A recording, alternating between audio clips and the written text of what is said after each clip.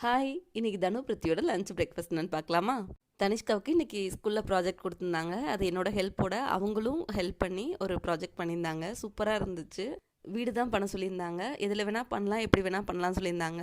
பாப்பாவுக்கு என்ன வருமோ, அவங்களுக்கு என்ன ஐடியா இருக்கோ, அத கேட்டு அவங்களோட ஹெல்ப் படி பண்ணி குடுத்தேன். நல்லாவே அவுட்புட் வந்துருந்துச்சு. 3 டைம் பார்க்கும்போது அவங்களே நெக்ஸ்ட் டைம் வந்து இன்ட்ரெஸ்ட்டோட பண்ண ஆரம்பிப்பாங்க.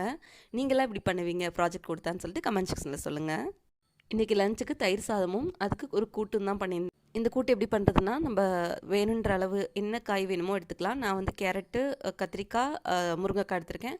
நீங்கள் இதில் நிலக்கடலை கூட ஆட் பண்ணிக்கலாம். டேஸ்ட் ரொம்ப நல்லாயிருக்கும். இல்லை சுண்டல் ஆட் பண்ணிக்கலாம்.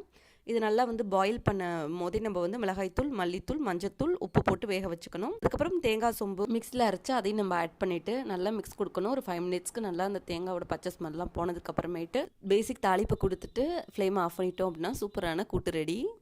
இப்போ அவங்களோட ஸ்நாக்ஸ்க்கு கொழுக்கட்டை தான் பண்ண போகிறேன். இதுக்கு தேவையான அளவு அரிசி மாவு, அதாவது 1 கப் அரிசி மாவுக்கு 3/4 கப் நான் வெல்லம் வந்து நல்லா கொதிக்க வச்சுட்டு அந்த கொதிக்கிற தண்ணியை அதில் ஊற்றி நல்லா மிக்ஸ் பண்ணிவிட்டு அந்த தண்ணியே எனக்கு போதுமானதாக இருந்துச்சு. நல்லா மிக்ஸ் கொடுத்துட்டு அதுக்கப்புறம் நான் வந்து புடி கொழுக்கட்டை மாதிரி பிடிச்சி வச்சேன். அதுக்கு ஒரு ரவுண்டாக உருட்டியும் வச்சுட்டு நம்ம பிடிச்சி வச்சுருக்க கொழுக்கட்டைகளை அப்படியே ஸ்டீமரில் வச்சு 20 நிமிஷம் வேக வச்சு எடுத்துக்கலாம்.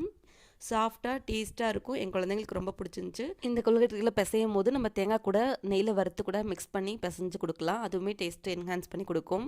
தனிஷ்கா பாப்பாவுக்கு ஒரே ஜாலி தான். இது என்னோட ப்ராஜெக்ட் அப்படின்னு சொல்லிட்டு அவங்களுக்கு அப்படி ஒரு எக்ஸைட்மெண்ட். இந்த வீடியோ உங்களுக்கு பிடிச்சிருக்கு லைக் பண்ணால் மட்டும் சேனலை சப்ஸ்கிரைப் பண்ணிக்கோங்க.